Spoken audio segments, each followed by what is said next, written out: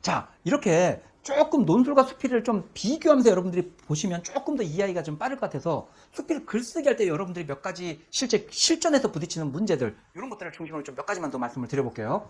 자, 문체와 관련해서 한번 생각해 보죠. 실제 논술에서는 나는 어떻다, 나는 이렇게 생각한다, 이 문제를 어떻게 해결해, 나는 이렇게 생각한다, 이런 해결책이 낫다고 생각한다, 이런 식으로 쓰지 않잖아요. 왜? 이건 주관적 표현이란 말이에요. 그래서 이걸 배제시키고 좀 더 보편화시킨 그런 표현을 씁니다. 이러한 문제는 이렇게 보는 게 타당해 보인다. 이러한 것이 더 바람직해 보인다. 이러한 것이 더 보편적 시각이다. 뭔가 그건 결국 내 생각이잖아요. 그런데 그걸 표현할 때 나는이라고 안 쓰고 이러한 생각이 더 보편적이고 타당한 생각으로서 표현을 해내는 거죠. 좀 더 객관화시켜내는 거죠.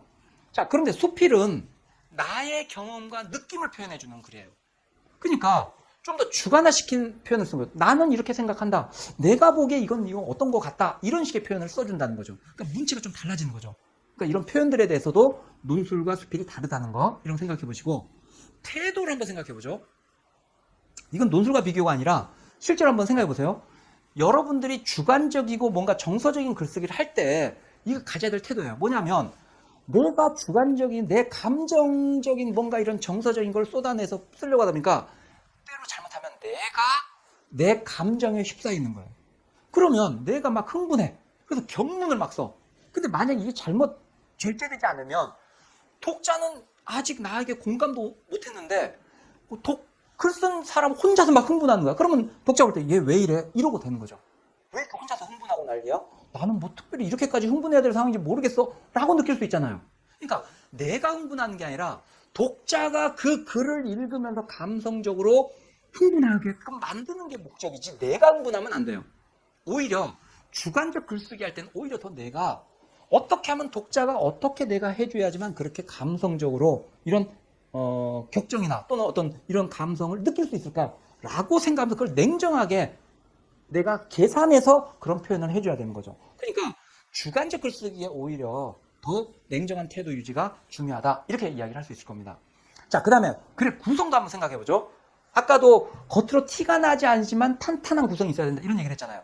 이게 무슨 얘기냐면 감성적 정서에 호소한다. 맞아요. 그런데 내 메시지를 전달하려면 글의 구성은 어떻게 하면 이걸 설득력 있고 감성적으로 정서적으로 공감하게 만들까? 이거를 내가 계획해야 돼요.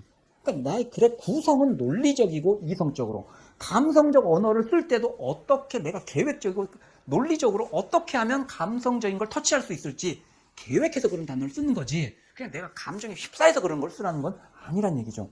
그러니까 이런 부분들을 조금 더 여러분들이 수필 쓰기 하라고 하면 이런 부분을 생각보다 많이 놓치는 것 같아요. 그래서 이걸 좀 더 신경 써보시라는 얘기입니다. 다음은 수필의 구성에 대한 이야기입니다. 그러니까 뭐냐면 글의 구성이 어떻게 되느냐? 이것도 3단 구성이에요. 어떻게? 서본결입니다. 어떻게?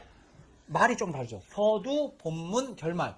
논술은 어떻게 됐죠? 서론, 본론, 결론. 근데 이게 서본결은 같은데 말이 조금 다를 뿐이죠. 똑같이 3단 구성입니다.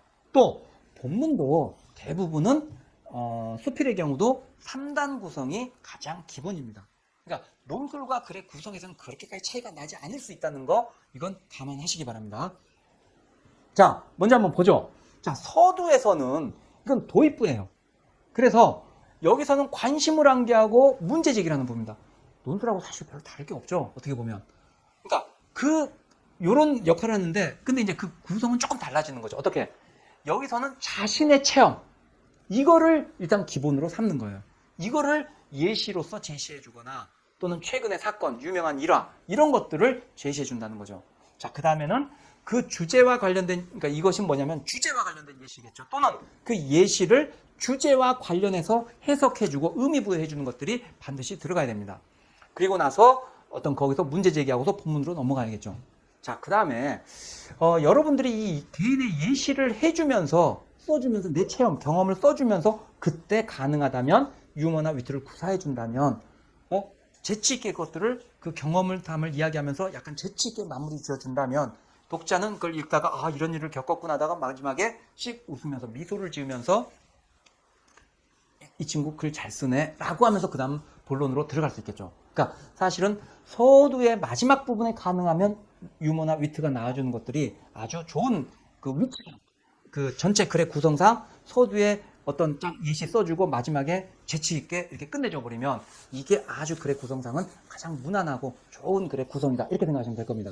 그래서 이런 걸 통해서 독자의 정서적 공감을 유도하려고 해야겠죠. 자, 그 다음에 본문. 본문은 서두에서 제기된 주제나 내용을 본격적으로 논의하는 부분입니다. 그러니까 주제에 따라서 이거는 뭐 다양한 그런 본문 구성이 가능할 겁니다.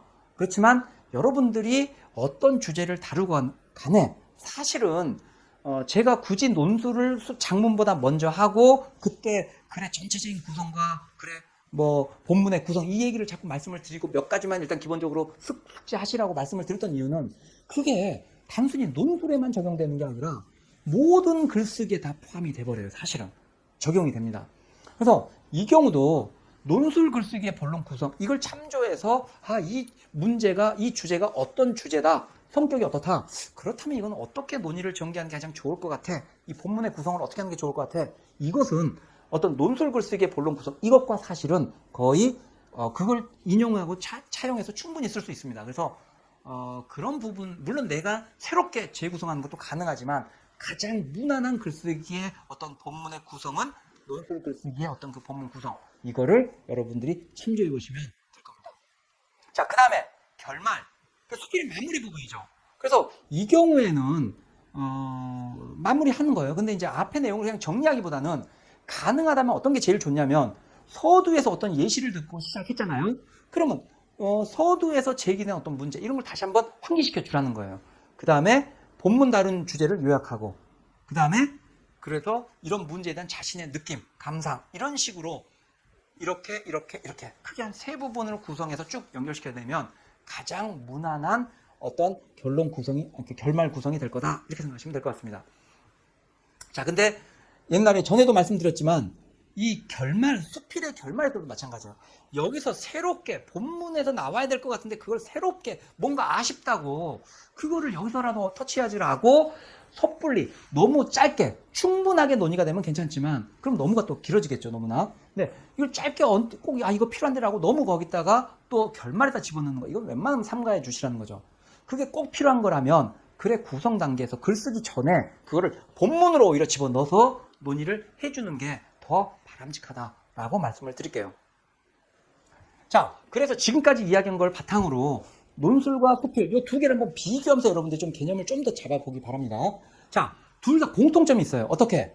지금 보면 서론, 본론, 결론의 또는 서두, 본문, 결말, 서본결의 구조로 이 글이 이루어진다. 이건 똑같습니다. 그리고 또 서본결 그리고 본문의 어떤 구성의 각각의 위상 이런 것들은 그 각각이 무슨 역할을 하느냐 이것도 똑같아요 사실은. 그러니까 이건 기본 글쓰기 논술이었기 때문에만 그렇게 하는 게 아니라 우리가 어떤 글쓰기를 하든 간에 이러한 글의 구성이 가장 기본이다라는 것들을 여기서 이해하시기 바랍니다. 자, 그런데 차이점도 있죠. 어떤 거냐면 수필의 서두에서는 자신의 체험을 설명하면서 정서적인 공감을 유도하려는 거잖아요. 이렇게 보통 하라고 했잖아요. 자, 그런데 내 경험을 이야기해야 돼. 그럼 내가 언제 어디서 나는 어떤 사람이었는데 어떻게 살았는데 내가 어떤 경험을 했고 뭔가 이런 얘기가 들어갈 수밖에 없어요. 그러니까 여기서는 불가피하게 그 설명이 조금은 더 저는 배경 설명을 해줘야만 돼요. 그러다 보니까 이 서두가 논술의 서론과는 달리 논술의 서론은 누구나 알고 있는 보편적인 우리 사회에서 중요한 현안들, 사건, 사고 이런 것들을 던져주는 경우니까 이런 경우는 웬만하면 굳이 잡다한 설명이 필요 없잖아요. 그런데 이건 내 경험이야. 그럼 내 경험을 남들이 어떻게 알아? 그러니까 내가 어떤 사람이라든지 어떤 상황에서 내가 어떤 일을 겪었다든지 그 상황과 배경과 어떤 일에 대해서 조금 더 자세하게 설명이 들어갈 수밖에 없다는 거죠. 그래서 논술 쓸 때는 우리가 본론을 거기에 또 강조하고 비중을 두기 위해서는 글쓰기의 길이의 비중도 서론과 결론을 짧게 써서 뭐 한 200자 전후 정도로 짧게 써라. 뭐 이렇게 말씀을 드렸을 거예요. 그런데 수필에서는 그게 힘들어요, 솔직히. 그래서 오히려 수필의 서두는 그것보다 좀 더 길어질 수 있다. 그리고 거기서 그 사례를 조금 더 너무 짧게 써가지고 제대로 이해하지 못하게 하는 것보다는 충분히 공감하게 만들어버리면 본문에서 논의가 뭐 전개될 때 이미 이 사람이 나에게 호감을 가지고 내 글을 읽어줄 수 있기 때문에 훨씬 더 설득력을 가질 수 있어요. 그래서 서두의 비중이랄까 중요도가 그러니까 논술의 서론보다 조금 더 크다 이렇게 말할 수도 있습니다. 그래서 조금 길이도 길게 쓸 수 있다 이렇게 조금 그 차이점을 생각해 보시기 바랍니다. 자, 그 다음에 수필의 본문을 생각해 보면 논술에서는 그러니까 예시를 쓸 때 서론에서 쓰고 본론에서도 한두 군데 정도에서 쓸 수는 있지만 그거는 내 논의를 전개해가는 과정 중에 필요할 때 살짝 활용하는 식이죠. 자, 그런데 수필은 조금 더 독자가 관심을 갖고 이것들을 정서적으로 공감하게 만들어줘야 돼요. 그러니까 팩트를 전달한다기보다도 팩트도 있지만 그 과정에서 재미도 느끼고 뭔가 그 과정 이게 이래서 이랬구나 뭔가 이런 이야기 느낌을 갖게 자꾸 만들어줘야 되거든요. 그러다 보니까 본문에서도 구체적 예시를 쓴다거나 유명인의 발언을 쓴다거나 또는 유명한 일화라거나 또 요즘에 많이 나오는 게 어떤 심리학의 심리 실험 또는 경제학에서의 어떤 실험 이런 것들도 이제 보통 많이 인용을 하는데요. 그러니까 이런 것들에 대해서 요 과정, 그 전후 배경 이런 것까지 같이 설명하면서 조금은 자세하게 설명해 주는 게 독자들이 볼 때 조금 더 그것이 정서적으로 이해하기 쉽다는 거죠. 그러니까 이 경우에서 논술에서는 이걸 너무 장황하게 쓰는 것들은 그렇게 바람직하지 않아요. 왜? 내 논의 과정에서 일정 정도 활용하는 차원이라면 여기서는 이런 이야기 자체가 그 주제하고 밀접하게 연관되어 있다면 그 이야기 자체가 재밌고 또 유익하고 또 훨씬 공감을 이끌어낼 수 있는 측면들이 있다는 거죠. 그러니까 수필을 쓸 때는 이런 것들을 조금 더 내가 길게 써주면서 좀 더 정서적으로 공감을 이끌어낼 수 있는 그런 효과를 볼 수 있다는 거죠. 그러니까 이런 부분이 지금 논술과 수필에서 서두의 어떤 거, 본문의 어떤 이런 것들이 지금 어떻게 보면 큰 구조는 비슷하다고 할 수 있지만 어떻게 보면 세부적으로 들어갔을 때 결국 논술과 수필이 특히 수필이 정서적인 글쓰기다 보니까 여기서 추구하고 지향하는 점이 다르다 보니까 그 방법론에서 조금씩 차이가 날 수 있다 하는 것들을 이해하시기 바랍니다. 그렇지만 여러분들이 생각해야 될 것은 글쓰기의 전체 과정, 프로세스 이거는 수필도 논술 글쓰기와 동일하게 이해도 무방하다는 거예요. 그러니까 글쓰기 전체 과정, 프로세스 이게 뭐죠? 우리 지금까지 논술 수업할 때 쭉 했던 거예요, 사실은. 그러니까 뭐냐면 예를 들어 서본결 이런 글의 구조도 있지만 전체적으로 내가 시험을 보는 거잖아. 시험 볼 때 어떤 프로세스로 문제를 풀어가고 실제 글을 완성할 것인가. 이거는 내가 이것도 시험장에 가서 방송국이나 언론사 시험 보러 가서 그 표제에 얻은 어떤 문제를 받아들고 문제를 풀어가는 과정이잖아요. 근데 이 과정은 사실상 동일하다. 이렇게 생각하셔도 될 겁니다. 그거는 이렇게 말씀드릴 수 있겠죠. 어떻게? 맨 처음에 주어지는 논제, 뭐 여기서는 표제일 수도 있고, 근데 그 질문, 이걸 분석해야죠. 그 다음에 그것에서 내가 어떤 얘기를 이게 묻는 게 무엇에 대해서 진짜 참 주제가 무엇이지 무엇에 대해서 논의를 해야 되지 라고 하는 것들에 대해서 찾아내는 거. 그 다음에 주제문을 작성하고 소재를 발굴하고 물론 이 순서는 두 개는 바뀔 수 있다고 말씀을 드렸죠. 그 다음에 글을 구성하고 개요 작성 그 다음에 글쓰기 퇴고 이 과정은 논술이든 장문이든 그 프로세스 자체는 사실은 차이가 없습니다. 그러니까 여러분들이 이 개념을 알고 어떤 글의 전체적인 문제풀이의 프로세스는 동일하게 가되 실제 수필이 갖는 논술과의 차별성 이걸 좀 더 이해하면서 거기에 맞게끔 글을 쓰려고 하는 거 이런 것들을 여러분들이 정확하게 숙지하시기를 바랍니다. 여러분의 구독과 좋아요는 제가 영상을 제작하는 데 큰 힘이 됩니다.